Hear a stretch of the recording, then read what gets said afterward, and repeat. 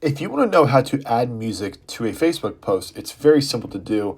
So let's go ahead and go to Facebook, and we will go to the What's on Your Mind section at the very top of the screen. If you don't have this, just go ahead to your profile at the bottom right-hand corner, and then you can go ahead and come down to your pages and go ahead to What's on Your Mind.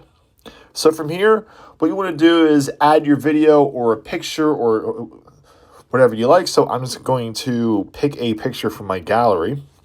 Let's go ahead and pick this photo here. So to add music, you'll have the automatic option at the top of the post, and you'll see music, people, location. This kind of gives you status updates or things you want to add to your post before you post it. So very easily, we can just go to music, and you can go ahead and choose any song you want. If you do hit play, it will give you a preview of the song. So I'm just going to choose You got a friend in me. and then we'll hit done. So once you hit done, the post is not active just yet, but you see the music choice up at the top of the post.